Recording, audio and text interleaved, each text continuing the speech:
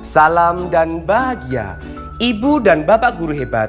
Pada kesempatan kali ini, kita akan merefleksikan modul 1.1 berkaitan dengan strategi mewujudkan pemikiran Ki Hajar Dewantara dalam hal pendidikan berpihak pada murid. Menurut Ki Hajar Dewantara, pendidikan adalah tempat persemaian benih-benih kebudayaan yang ada di dalam masyarakat. Sedangkan pengajaran adalah bagian dari pendidikan, yaitu cara atau metode dalam mendidik murid. Di mana kita sebagai seorang pendidik dalam mendidik murid harus melakukan tuntunan-tuntunan kepada murid tersebut. Supaya murid dapat menemukan jati dirinya sesuai dengan kodrat yang mereka miliki, yaitu kodrat alam dan kodrat zaman. Menurut Ki Hajar Dewantara, kodrat alam berkaitan dengan sifat dan bentuk di mana anak tersebut tinggal. Dalam hal ini, kodrat alam adalah bagaimana anak itu tinggal, di mana mereka tinggal, dan bagaimana kondisi dari lingkungan mereka tinggal. Sedangkan kodrat zaman berkaitan dengan isi dan irama, di mana pendidikan harus memanusiakan manusia. Dalam modul 1.1, Ki Hajar Dewantara juga mengungkapkan terkait dengan apa itu menuntun. Menuntun merupakan bagian dari sebuah proses pendidikan, di mana kita harus mampu untuk mengarahkan anak-anak menemukan jati diri mereka. Di mana dalam hal menuntun, kita sebagai seorang pendidik harus menjadi seorang pamong. Di mana seorang pamong itu menuntun anak menuju ke dalam hal yang lebih baik dan lebih positif. Di mana anak-anak diminta untuk menuju ke hal-hal yang mereka inginkan tanpa keluar dari rel mereka. Ki Hajar Dewantara juga mengungkapkan terkait dengan sistem Among, di mana terdapat 3 hal dalam sistem Among. Yang pertama adalah ing ngarsa sung tulodo, yang mempunyai makna di depan memberikan contoh. Yang kedua, ing madya mangun karso, di mana mempunyai arti atau makna di tengah membangkitkan kehendak. Dan yang ketiga, tutwuri handayani, yang mempunyai makna di belakang selalu memberikan dorongan. Dalam hal ini kita selaku seorang pendidik harus mampu memberikan teladan yang baik kepada murid-murid kita. Lalu kita sebagai seorang pendidik juga harus mampu mengungkapkan perasaan dari murid-murid kita untuk mengarahkan ke hal-hal yang lebih baik. Dan yang terakhir, kita harus selalu memberikan motivasi-motivasi positif kepada murid kita sehingga mereka dapat menemukan jati diri mereka sesuai dengan kodrat mereka masing-masing, yaitu kodrat alam dan kodrat zaman. Dari ketiga sistem Among yang telah dikemukakan oleh Ki Hajar Dewantara, maka murid diharapkan mampu untuk mewujudkan budi pekerti mereka. Budi pekerti atau yang disebut dengan watak atau juga karakter merupakan bagian dari diri murid tersebut. Di mana budi pekerti merupakan bersatunya cipta, rasa, dan karsa dari murid-murid tersebut. Dari pemaparan-pemaparan yang sudah diungkapkan oleh Ki Hajar Dewantara tersebut, seyogyanya pendidikan di Indonesia haruslah berpusat pada murid.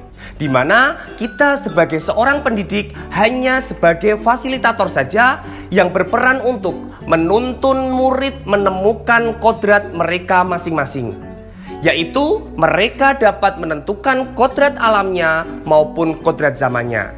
Berkaitan dengan budi pekerti merupakan bagian dari murid yang sudah dia bawa sejak dari dalam kandungan. Di mana karakter itu ada karakter yang permanen ataupun karakter yang tidak permanen.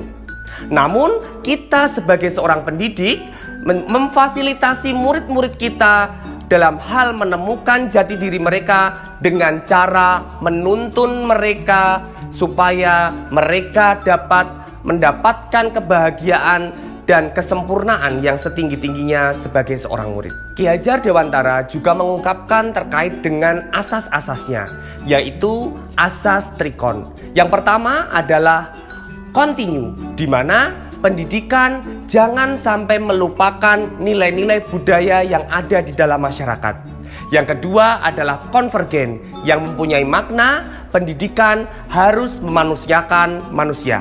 Dan yang ketiga adalah konsentris, di mana pendidikan harus menghargai keberagaman dan memerdekakan murid. Dalam mewujudkan pendidikan yang berpihak atau berpusat kepada murid, saya menerapkan asas-asas dari Ki Hajar Dewantara tersebut.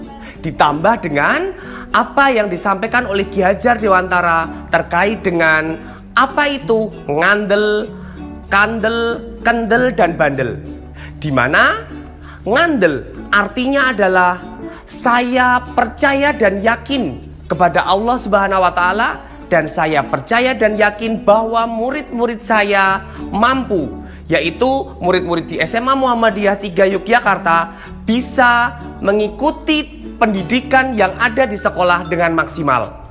Sebagai contoh, keseharian mereka di pagi hari yaitu mereka tadarus Al-Quran bersama, lalu melakukan literasi, setelah itu baru melaksanakan pendidikan dan pengajaran seperti yang disampaikan oleh Bapak Ibu guru di dalam kelas, sehingga mereka mampu menerima pelajaran dengan maksimal.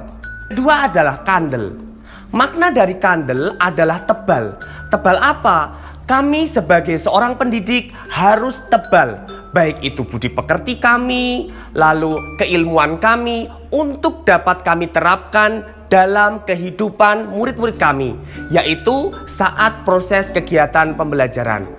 Di SMA Muhammadiyah 3 Yogyakarta, kami mencoba untuk menebalkan murid-murid kami dengan berbagai kegiatan nyata, seperti di sekolah kami melaksanakan program social entrepreneurship, yaitu memberikan contoh kepada murid untuk berjiwa sosial dan entrepreneur, yaitu murid mampu untuk mengaplikasikan apa yang sudah mereka dapat di sekolah ke dalam lingkungan masyarakat.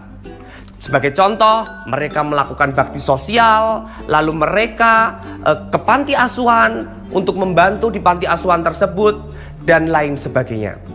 Yang ketiga adalah kendel. Kita sebagai seorang pendidik harus berani mengambil resiko supaya anak-anak kami menjadi anak-anak yang sukses. Sebagai contoh, kami kendel dalam mengambil berbagai program. Sebagai contoh, di Ismuba atau Islam dan Kemuhammadiyahan, kami mencoba untuk berkolaborasi dengan sekolah-sekolah yang ada di Malaysia, ada di Singapura, ada di Mesir, ada di Turki, untuk bertukar pikiran terkait dengan bagaimana cara membaca tulis Al-Quran yang baik dan benar. Yang terakhir adalah bandel, yang mempunyai arti tahan banting. Kami di sini selaku pendidik di SMA Muhammadiyah 3 Yogyakarta harus mempunyai bandel atau tahan banting ini, karena kami mempunyai murid-murid yang notabene mempunyai energi yang lebih, di mana kami harus tahan banting dalam ngopeni mereka supaya mereka menemukan jati dirinya. Apa saja tantangan yang kami hadapi di SMA Muhammadiyah 3 Yogyakarta? Yang pertama adalah murid belum terbiasa memposisikan dirinya sebagai murid yang sebenarnya.